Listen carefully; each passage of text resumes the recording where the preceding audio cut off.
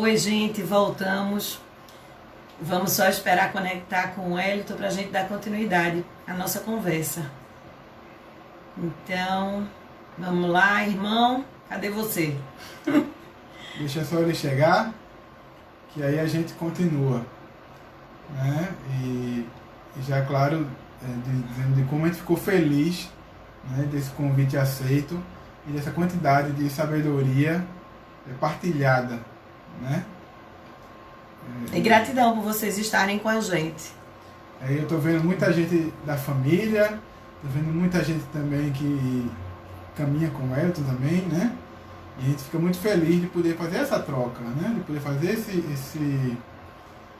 olha aí. Oi, Aninha. Ainda não. Vamos lá, esperando ele. Espero que ele tenha entendido, gente, que a gente ia voltar. Vamos mandar uma mensagem aqui para ele, para... Olha, chegou. Chegou? Sou eu. Vai.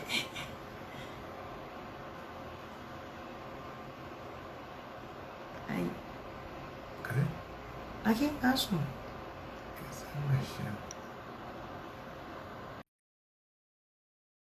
Estou aguardando, a gente já fez o convite. Olha aí, já. Olha, tá ficando fera. Voltei. Então, como a gente estava concluindo, entendeu? Isso. Então, veja que é uma forma que me deu, é uma injeção, porque todo mundo é ser humano, né? Então, a gente é carne, né? Então, a gente precisa de... Tá me escutando? Não, só não tá vendo você.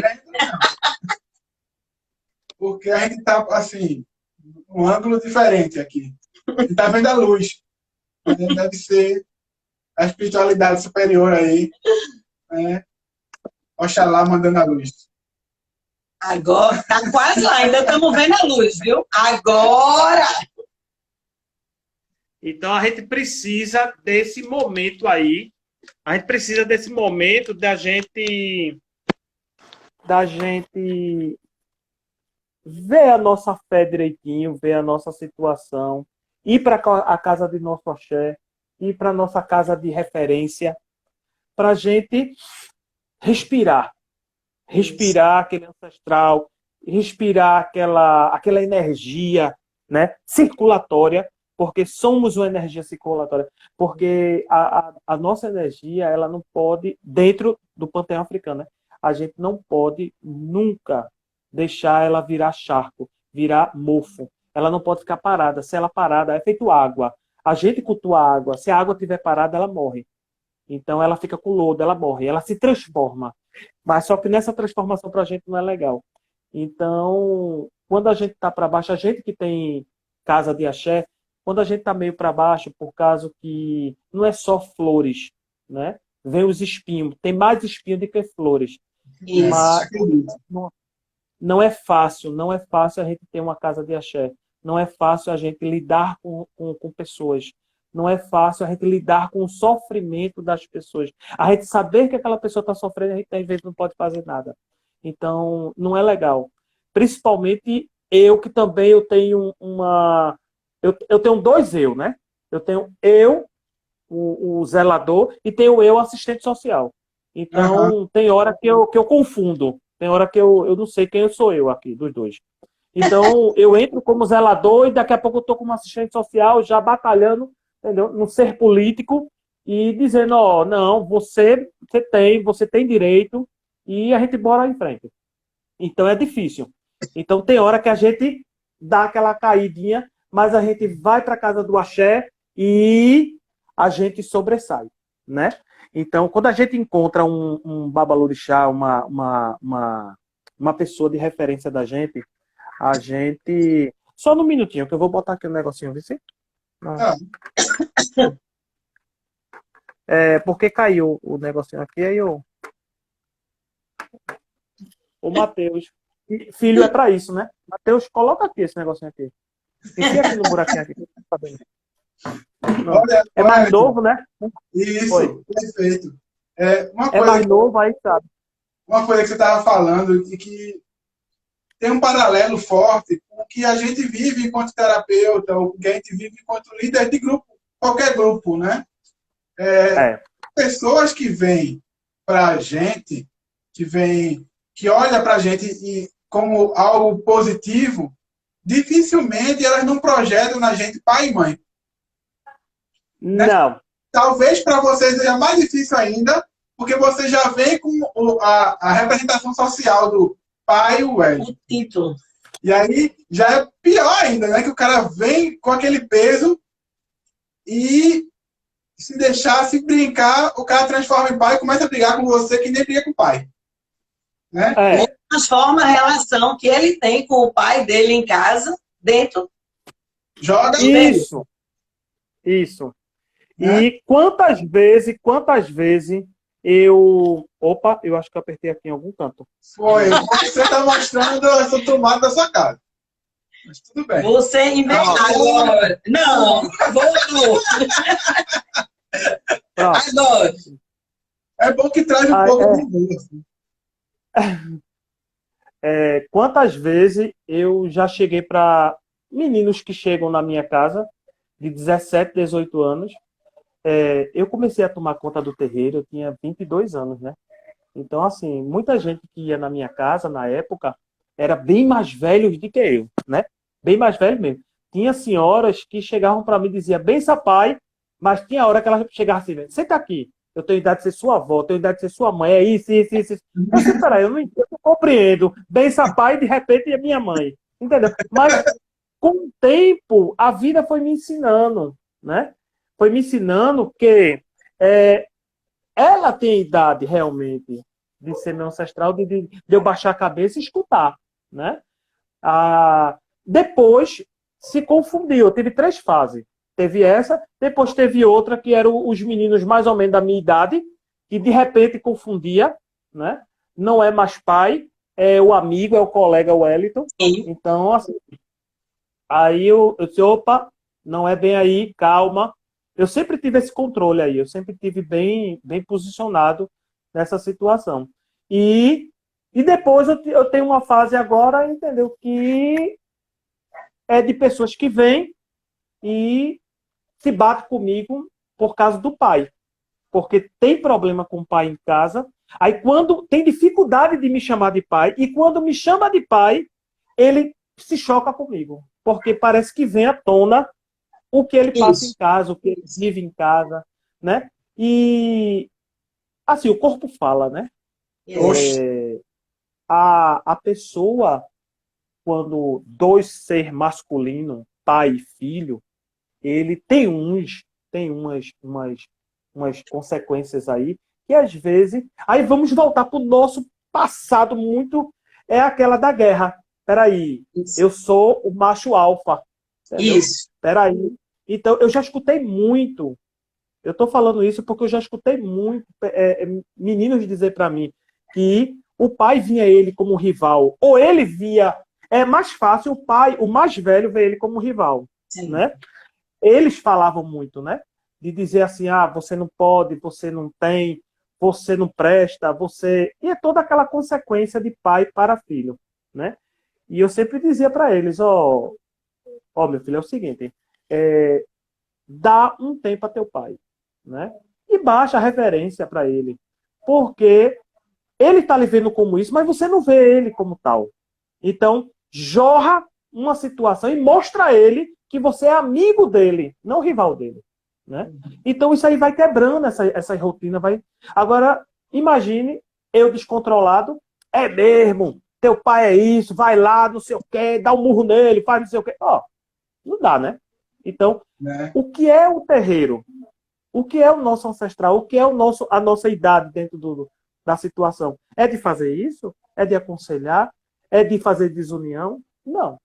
Entendeu? É de quebrar esses paradigmas aí, essas situações de energia, para que isso não vá perpendurar. Para que ele também não faça, constitua família, tenha seu filho e faça a mesma coisa que o pai fez. Exatamente. Porque isso vai virando uma cordinha, uma cordinha. Isso. E vai... Então a gente tem que quebrar logo aquilo ali. Então nós temos que fazer isso. Né? É. E eu acho que muitos chegam no terreiro, Elito, para buscar isso. Pensam que não, mas na hora que chegam, ou a própria espiritualidade conduz para que quando chegar lá, entenda que não é só o pai de casa que põe limite e que orienta, que vai existir outras autoridades no mundo que também vai dar limite e orientar. E aí você pode até olhar para aquilo e quando olhar para casa dizer, eita, meu pai até que não é tão ruinzinho, né? É. O pai Wellington é mais bravo do que esse daqui. E vai rever, né? E vai rever essa situação. Eu sempre digo, só fica na minha casa quem gosta de mim. Porque se não gostar, não fica não, viu? Mas não é isso. Veja só. Quando eu falo gostar de mim, é porque o Hélito conversando é uma coisa, o Hélito numa roda é uma situação, mas o Hélito nos trabalha é outra pessoa. Isso. Né? Aí você tem que incorporar o pai de santo mesmo, de 100 anos. Então, não é o momento de muita risada, de muita... Entendeu? Não é o momento. Na hora Então, que eu tenho você que está botar... nos trabalhos, você se sente acompanhado na ancestralidade? Agora que você falou que incorporava o pai de santo de Toda 100 hora. anos. Quando eu sentei aqui, né? E eu disse, Hugo, tô esperando, né? Foi. Então, suando mais do que todo mundo, né? Eu disse, poxa, primeira live, como é que eu vou fazer? Como é que eu vou dizer, né? O que é que eu vou? Será que eu vou falar alguma coisa? Eu tô falando pelos cotovelos, veja que diferença. Então, assim, quando eu sentei, foi a primeira coisa que eu fiz. Respirei 3 vezes e disse que minha ancestralidade é que me guie, né? Então, ela que me dê, ela que me conduza, que eu sou um barco. Eu sou um barquinho nesse meio do oceano aí. Então, ela que me conduza, né? Então, em todos os momentos, a ancestralidade está comigo. Em todo momento. E, assim, eu creio, eu tenho fé nisso que ela está. Então, quando eu entro no terreiro, no barracão, na roça, como queiram chamar, né? Porque você falou no início aí, nação, eu até copiei aqui, nação que segue. Independente, terreiro, roça, casa de axé, e cada um que diga, né, centro espírita, porque tem uns que é candomblessista, mas diz que é centro espírita. Né? Então a gente fica meio confuso. Então, assim, cada um que queira chamar como queira. Tem uns que chamam de tenda, né? Vamos para a tenda, né? Então, quando a gente entra no terreiro, a gente já sente a nossa ancestralidade. Por quê? A gente, quando acorda, a gente joga uma água na rua, né? Para acalmar a terra. Acordou, então vai direto. Quer dizer, quem segue, né? Quem segue uma tradição é assim. Acordou, sai, joga a quartinha na rua, que já tem uma quartinha no portão, joga a quartinha na rua, que é a água na rua, a água de Lunã, a água de Olodumaré, a água da terra. Que aquela terra ali se acalme, porque eu estou me acordando. Então, ao mesmo tempo, eu olho para o céu e peço, entendeu? Olô, Joni, Obará Megê de Logum, Obará Laxé, Obará Gedemi. Que o dia seja próspero para mim. Que o Odum do dia, o santo do dia me abençoe. Quando eu digo o santo do dia, é meu ancestral, né? Que ele me acompanhe aquele dia. Porque cada dia é um dia. A gente nunca volta, né? Cada dia é um dia. Então, a gente sempre está para frente, para trás nunca, né? Eu sempre digo ao pessoal aqui, gente, olha, não vive de passado, porque passado não é legal na tua vida. Você aprende com o passado, mas viver do passado não. Você aprende, constrói agora para viver o seu futuro. Agora, tem gente que vive o passado, fica lá na remota, comendo aquela bolinha de ferro presa ao passado, e quer já se preocupar com o futuro. Sim, o presente. O presente sumiu. Né? Porque ele está agarrado a mágoas do passado, agarrado a situações do passado, e não constrói nada para o futuro. Porque o que ele constrói, o que ele pinta é cinza. Porque a gente, quando nasce, o Olodumaré entrega um monte lápis de giz. Porque a vida é preto e branco. A gente vai colorir de acordo com o tempo, cada passagem, cada momento, cada andada que a gente dá. E você é responsável. pelas suas cores que você escolhe. Isso. Também, se você não gostar, chegou uma época da sua vida, eu não gostei, o Olodumare dá oportunidade. Ele não apaga. Ele dá outra folha. Ele dá outra folha para você, ó, fazer de novo. Entendeu? E assim por diante. Veja que coisa linda. Então a gente é repleto disso aí. É repleto da nossa ancestralidade, que nos dá oportunidade todo momento da nossa vida. Todo momento. Eita, veio uma doença, essa pandemia, né? Veio a doença aí. Poxa, cadê Deus? Cadê não sei o quê? O mundo vai se acabar. O que eu escutei, que o mundo vai se acabar. Que a praga do Egito, não sei o quê, sétimo selo. Olha, foi tanta coisa que eu escutei. Eu disse, até Harry Potter eu escutei. Eu disse, gente, não é isso. Entendeu? Eu disse, gente, não é isso. A gente está numa situação, tudo bem, que é um sistema planetário, porque a gente também, a gente afetou o planeta. Então, existe um lado material e um lado espiritual. Qual é o lado espiritual? A raiva, o eu, o querer, o ter, né? Todo mundo não está mais olhando para o seu amigo, para o seu irmão do lado, para o seu vizinho, não está mais olhando, não. Só é se coçando para si, só é olhando, até mesmo dentro da espiritualidade. Isso. Quantos irmãos dentro do panteão africano só está olhando para si, para si, para si? Eu não vou falar de outra religião porque não me interessa. Mas assim, a minha religião, quantos? Mas assim, a gente tem que se unir. Porque Isso. Deus, Olorum, Olodumare, é um só. Não importa que nome ele tenha. Mas é um só. Então, quando o nosso ancestral ele baixa a cabeça em reverência, nossos preto velho, né? Nossos caboclos, nossos índios, nossos pajé, quando vem, quando incorpora, quando ele tem irradiação dentro do terreiro, eles baixam a cabeça a Tupã, eles baixam a cabeça a Olodumare, eles baixam a cabeça a ancestralidade maior, pedindo, implorando e gratidão por ter vindo. Então, por que não a gente? Né?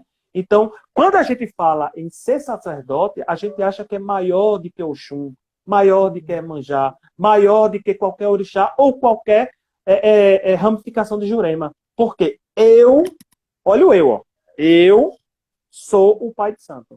Não, santo não tem pai, santo tem zelador de orixá, zelador de uma energia. Então, assim, a gente tem que baixar mesmo, tanto para o mais velho como para o mais novo. É como eu disse logo no início, benção os mais velhos e benção os mais novos, porque se os mais novos, também eu não vou ser nada. Como é que vai ser minha história? Se não vou ter os mais novos para contar. Eu não sei, Wellington, se você viu, a gente fez uma postagem, a gente constelou em março, acho que foi em março. A gente constelou o vírus, o corona, né? Sim. E foi uma constelação muito linda, né? E o corona se mostrava um bebê, mas um bebê que olhava para os mortos. Ele olhava para tudo que foi morto, né? As pessoas que foram mortas, a natureza que foi morta. Ele estava totalmente, o corona estava totalmente a serviço para que a gente olhasse para o que a gente botou em jogo, para o que a gente deixou morrer, né? Seja nas guerras, seja na destruição do meio ambiente. E aí eu comecei a colocar os orixás, né? Porque eu brinco que eu sou assim com eles, né? E assim, eu sou assim não só com os meus. Eu sinto muito forte todos eles. E aí eu saí botando. Eu comecei pensando em Omulu, mas depois eu disse, espera aí, eu vou botar minha mãe Iemanjá, e comecei. E aí o vírus foi cedendo. Foi cedendo e foi cedendo em amor.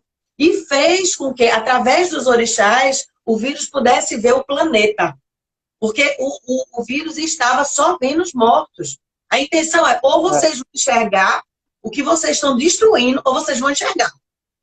Né? E quando a gente trouxe a espiritualidade, e eu trouxe essa espiritualidade realmente africana, né? Veio toda uma amorosidade para a constelação, e o vírus foi se deixando pegar para ir embora. Porém, ele só cede quando o homem olha para a espiritualidade. Enquanto o personagem que representava a humanidade não olhou e se rendeu à espiritualidade, o vírus ainda tinha força. Então, tudo isso está acontecendo, não é porque Deus está com raiva da gente, mas Ele está dizendo, se olhem como irmãos, cuide do presente que eu dei, que é o planeta, né? Que são os orixás, porque a natureza são os orixás. Então, se eu destruo o mar, eu estou fazendo o que com Iemanjá? Né? Se eu pego e poluo os rios, o que eu estou fazendo com o Oxum? Certo? Então, é todo um movimento que a gente precisa pensar. Se vem um ciclone, o que é que a Ansan está querendo dizer para a gente? Né? O que ela está falando? Quando é que a gente está pecando com essa natureza que está em desequilíbrio? Está em desequilíbrio por desonra. Né? Está em desequilíbrio por falta de amor. Então, eu acredito que todas as religiões falam da mesma coisa, de forma diferente. É como eu digo assim, Papai do Céu disse, olha, esses aqui só vão escutar assim, esses aqui só vão escutar assim, esse aqui só vai escutar assim. E deu várias para que cada um se aproxime de uma fé. Mas tudo é a mesma coisa. E tudo a serviço de uma única coisa, que é o amor. Então, eu amo levar as pessoas para conhecer, para chegar junto da matriz africana, primeiro porque o Bert Helling traz essa energia. Traz, é de lá que ele bebe. Né? Quando a gente fala que constelação é xamanismo, algumas pessoas ficam indignadas. Eu fico indignada com o quê? Se xamanismo está diretamente ligado com a ligação do homem com a natureza e com o sagrado, foi lá que o Bert foi beber. Ele foi como um padre. Beber dentro, na realidade, eles foram lá achando que ia fazer a cabeça do povo, né? E no final foi o povo e a sua história, a sua cultura negra que fez a cabeça dele. E aí ele traz essa informação, junta com a psicologia e desenvolve esse trabalho tão lindo de dizer, olha para os teus ancestrais, honra os teus ancestrais, porque toda a força que você tem e todo o amor que você tem vem deles. E não pode pular ninguém. Quem veio antes ou foi excluído, vai ser incluído nas suas histórias ou na história dos seus descendentes. Então, olha com carinho, inclui todo mundo. Então, não dá para excluir nada. Não dá para excluir nenhuma religião, não dá para excluir ninguém de categoria social nenhuma. Todos nós estamos aqui para um movimento de evolução e de expansão. Então, é essa compreensão que a gente precisa ter. Eu conversei muito com o povo daqui da casa, né? E cada um que tinha uma noção aí meia errônea da história desse coronavírus aí, né? Como eu disse, uns diziam que era isso, que era aquilo, que era apocalipse e tal. Eu disse, gente, parece que vocês não viveu o ensinamento da casa, né? Então, assim, nada de desespero, não. Que desespero é esse? Cadê a fé? Né? Isso. Então, de vez da gente apontar a doença, né, foi o que você falou, de vez de a gente apontar a doença, dizer que ela é ruim, eu até dei uma comparação meia que eu tenho na minha cabeça, assim, que o pessoal, rapaz, o diabo fez isso, o diabo fez... Tudo é o diabo, tudo é Satanás, tudo é Satanás. Meu Deus, o pobrezinho tá lá parado e o povo tá dizendo que tudo é ele. Culpa direto o cara. E o cara tá lá querendo se libertar e o pessoal não deixa. Então, assim, o coronavírus, o pessoal morreu fulano, coronavírus. Não sei o que, coronavírus. Não porque isso é a praga, não porque isso é aquilo. Gente, o planeta não tá precisando disso. Outra coisa que eu também falei. Eu tô rezando pelos mortos. Não. Os mortos cuidam dos mortos. Isso, e a gente diz isso nas constelações. Diz isso, é? Tá vendo? Tá vendo, tá vendo? Então, assim... Mas é o que eu estava dizendo. É o que eu estava dizendo. Vem daí. Vem daí. Linhagem africana, não tem como. Então, eu sempre digo a eles, a gente tem que rezar pelo planeta, pelo quem está vivo. Porque dele, da gente que está viva ainda, é que a gente vai construir o dia de amanhã. Quem já morreu, ele está indo para as paragens dele. Ele está sendo assistido. Entendeu? Se foi, já está lá, cumpriu a missão. E pronto, virou livro de historinha, ou não. Mas a gente é que tem que continuar a história que aqueles deixaram. Mas não a gente se ajoelhar, passar uma hora pensando nos mortos. Não. Mas é a forma de se... Veja, Wellington, é a forma de se tornar vítima. E não atuante de mudança. Ai, que peso, ai, que dor. Claro que a gente sente. Mas eu vou ser sincera, a dor maior é a dor pelos que ficaram vivos e perderam seu pai, sua mãe. A minha brabeza, quando eu vejo as pessoas na rua sem máscara, é porque aqueles médicos que estão no hospital, eles são pais, são mães, são filhos. E eles estão correndo risco dentro da profissão deles, porque você está brincando no barco, porque você está indo para a praia. Isso não é justo. Então, eu fico ligada nesse movimento muito mais do que os mortos, né? Os mortos a gente agradece pela vida e pela experiência de vida que teve, o que aprendeu, a convivência, mas deixa aí. A gente libera. A gente libera, olha para a vida e segue com a vida que eles nos deram. Então, a gente precisa repensar como é que a gente está se amarrando nessas dores e não nos permitindo ficar em vida e com a vida. Porque aquele ancestral, aquela mãe, aquele pai, aquele que se foi, ele só existe se eu vivo contar a história dele. Se eu vivo dizer, olha, minha avó era assim, o meu avô era assim, o meu pai era assim, o meu filho, que às vezes o mais novo vai antes, né? O meu filho, eu tenho um filho incrível. Se eu não falar, se eu morrer com ele, se eu minguar com ele, se eu deprimir com ele, consequentemente eu não vou contar a história dele. E ele vai deixar de existir. E o que os africanos fazem é isso, é contar a história. Que é o que você faz. É um pouco dessa pegada da oralidade, né? Tanto da oralidade, né? É contar, é falar, é tocar o outro com essa fala, né? Eu fui em Salvador uma época muito passada e eu achei uma coisa linda. E eu pretendo fazer aqui na Casa de Oloçá, um dia. Né? Tudo no seu dia e na sua hora. Não adianta a gente correr que a gente cansa. Isso. Né? Mas talvez a gente ficar parada, a gente vira árvore, né? A gente enraiza. Então, assim, a gente tem que andar um pouquinho, mas na sua medida. Foi o quê? Lá em Salvador, eu fui conhecer uma casa de axé e cheguei lá, tava uma senhora com um monte de pirraia, até gente grande mesmo. Um monte de pirrainha lá do terreiro, contando história. Só que ela contava uma história do terreiro, mas era tipo historinha. Como se fosse os super-heróis deles. E eles ficavam assim, numa vibração, num olhar. Os olhos chegam a bater assim, ó. Tem uns que nem batia. Né? Então, assim, eu achei aquilo ali. Olha uma coisa que até hoje eu tenho uma imagem na minha mente. Como é lindo você passar essa história na boca de um ancião. Isso.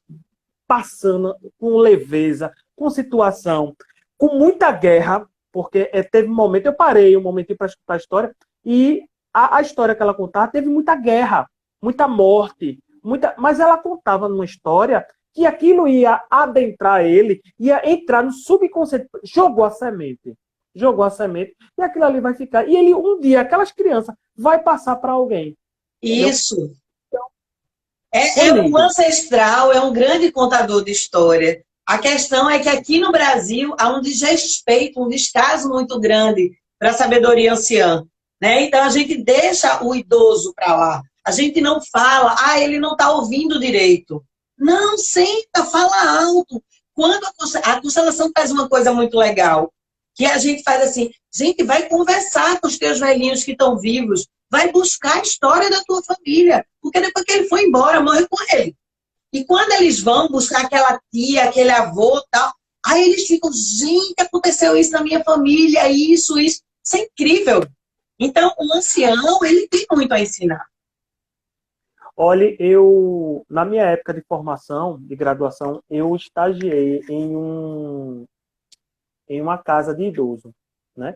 E nessa casa de idoso, tinha muitas velhinhas lá e eu me identifiquei muito, que eu me identifico muito. Eu acho que eu tenho uns 150 anos, porque eu me identifico muito com pessoas mais velhas.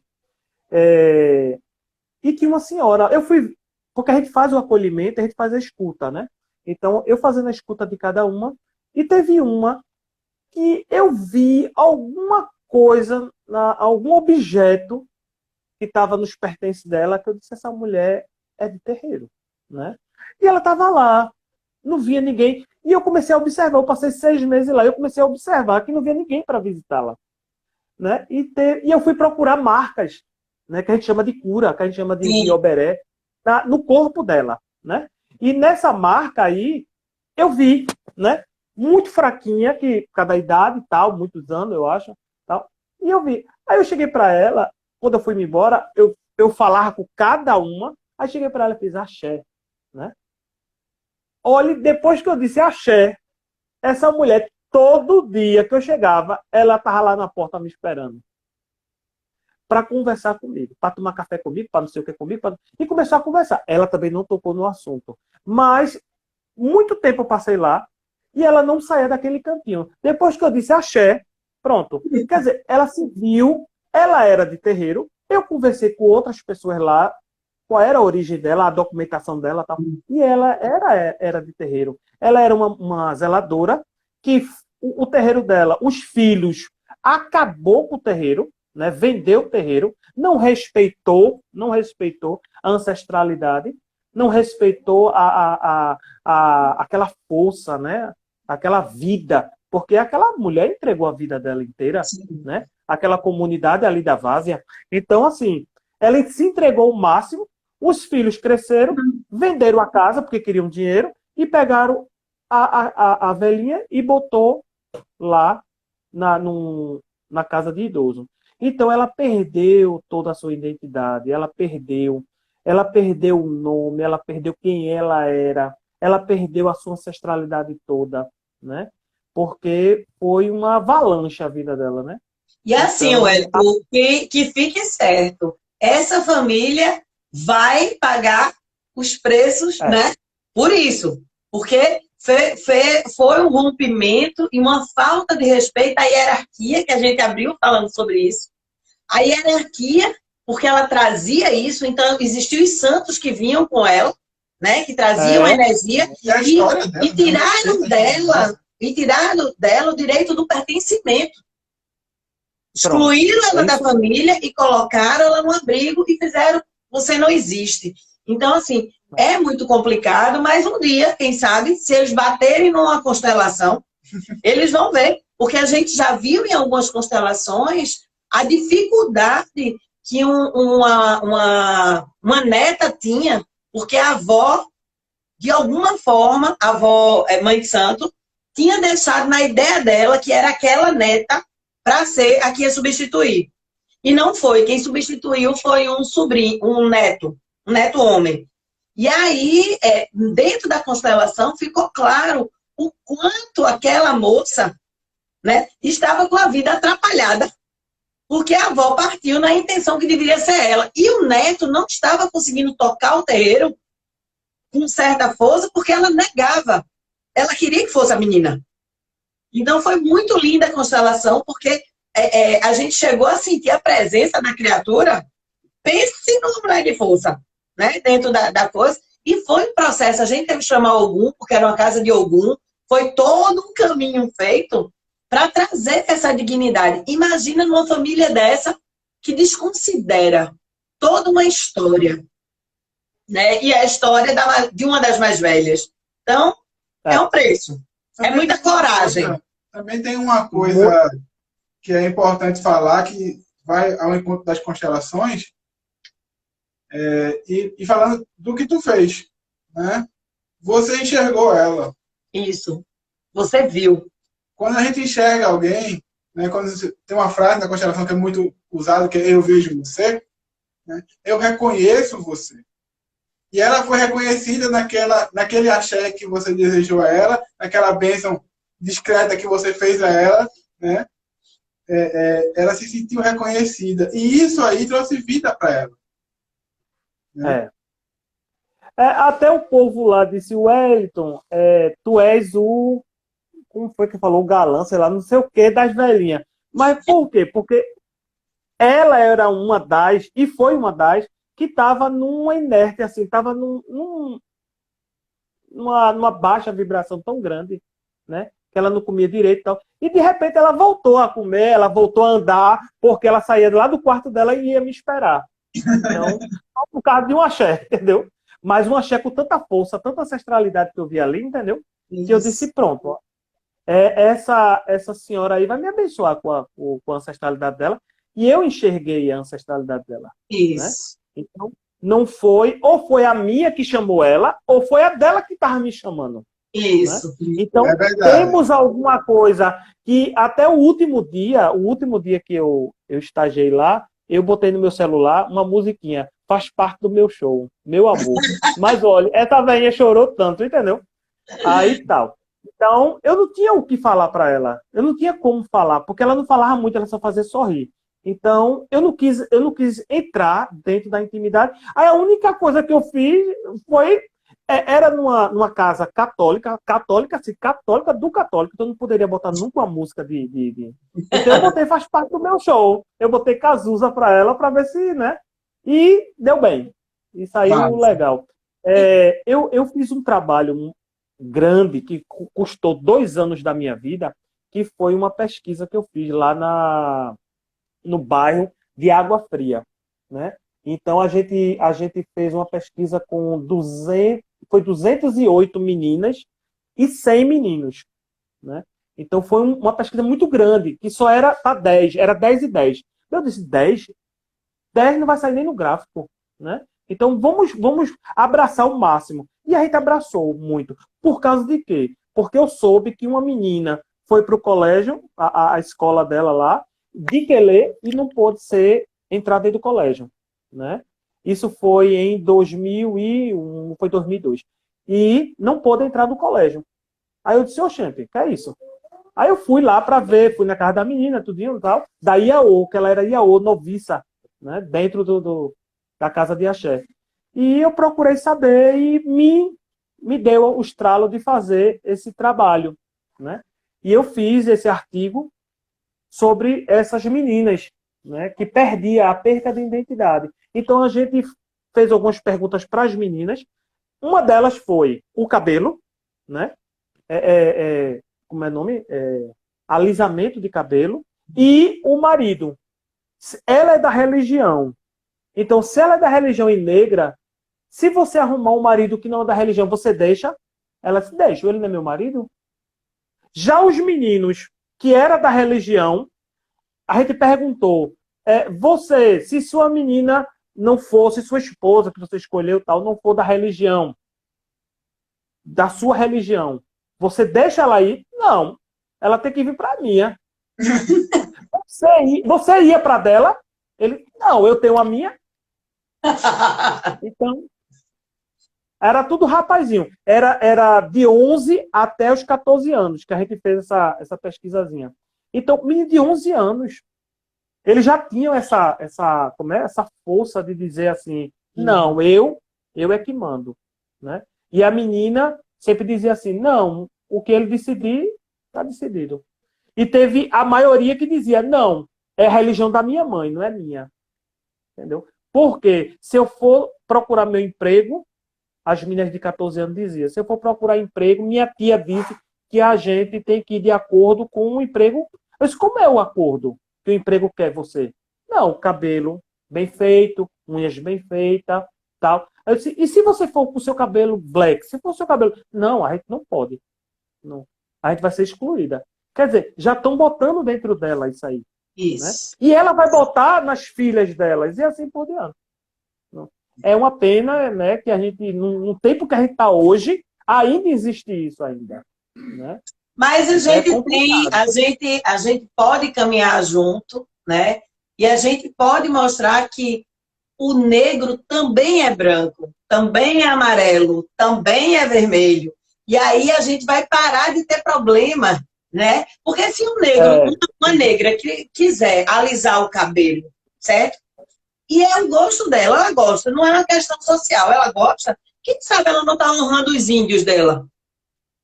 Isso. Já que os índios têm o cabelo liso. Então, é tão relativo isso, né? A gente precisa ampliar, a gente precisa deixar essas bandeiras, né? E dizer, olha, nós somos as 4 raças. Quando todo mundo entender isso, para os conflitos. Falar em bandeira, né?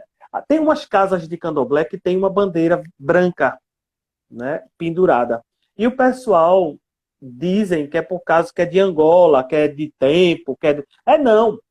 É não. Porque eu já procurei de vários bocas de ancestrais, de pessoas muito antigas no santo, e dizem que na década de 60, 50, 60 por aí, houve uma briga muito grande, né? Até mesmo entre os terreiros, né? E tinha até faixa de Gaza, né? Aquela faixa assim que você não podia botar Pra lá, nem pra cá. obrigação nem para lá nem para cá. Os filhos de santo que ia para o outro era capaz de ser fuzilado. Então tinha essa briga aí de aldeia, né? De tribo. Então chegou um dos mais velhos, que foi Exu Lalu, né? E disse: a partir de hoje não se tem mais guerra. Toda a casa de Candomblé vai ter uma bandeira branca. Nem bandeira preta, nem amarela, nem cafusa. Todas vão ter bandeira branca. Então, dentro da casa de Candomblé, a bandeira branca significa a paz. Né? Que você ali, não importa que religião, que raça, que cor, que etnia, que sexualidade, nada, não interessa. Você é uma pessoa que está entrando por sua fé. E fé não tem cor, nem tem raça, não tem nada. Exatamente. Então, que a gente possa, né, irmão, a gente... Vamos começar a encerrar, senão a gente fica aqui, eu sei como é que a gente funciona, né? A gente já vai 1 hora e tanto, quase 2. Então, temos que matar uma galinha gorda, entendeu? Para a conversa, né? Isso. Exato. E um taco de rapadura. Sim, vamos. Então, assim, que a gente possa pensar nisso, né? Que a gente possa botar essa bandeira branca nas nossas janelas de todas as casas, né? E entender que tá tudo certo. Tá tudo certo. Aonde o amor prevalece, tá tudo certo. Onde tem fé, só pulsa a luz. Se pulsa a luz, pulsa o amor, tá tudo certo. Né? Então, que a gente possa olhar para isso com muito carinho. Eu quero te agradecer, mas eu quero antes uma coisa. Você permite, é assim, porque a gente é gêmeo, mas tu resolveu botar um 0 depois do número 1, né? Tu botou um 0 depois do número 1. Eu fiquei no 1 e tu foi pro 10, né? Então tem alguém que tá fazendo aniversário, né? Logo, logo. Ah! Não. É 1 e 10. Tu botou um 0 atrás, senão ia ficar 1 e 1 igual, né? Assim. Mas sabe por quê? Sabe por quê? Porque diz o povo, os antigos, que uma estrela caiu na terra e viu como a terra é. E falou para o Ludumaré: traz outra estrela para a terra, que a terra é ótima. Aí veio eu. Então, aí. Você veio primeiro, aí eu vim 10 dias depois. E aí a gente vai cantar parabéns. Então, coisa que eu seguro bom. Parabéns pra E vocês que estão em casa, canta parabéns. Muitas felicidades, muitos anos de vida. Parabéns pra você nessa data querida. Muitas felicidades. Parabéns para nós. Muitos anos de vida. Te amo, sopra daí. Vai, sopra.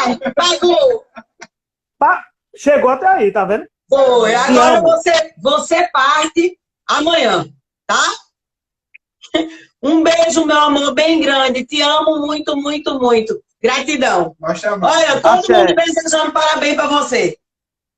E eu não enxergo. Eu também não. Então faz teu encerramento aí, padrinho. Faça o seu encerramento aí. Abençoa a gente. Eu peço ao Ludumaré, entendeu? Que abençoe a todos. Que minha mãe é manjar, já no meu nascimento, que eu estou prestes para nascer. Então, que Olorum, Olodumaré, Olodumare, que abençoe cada cabeça. Que é manjar, que foi entregue o meu destino. A Yaori, que veja cada um presente e ausente. Que veja o nosso discernimento, que veja o nosso caminho, que veja o nosso pensar, o nosso destino, para que a gente sempre tenha um dia melhor. Axé. Axé. Um beijo bem grande em teu coração. Te amo. Tchau. Tchau, tchau.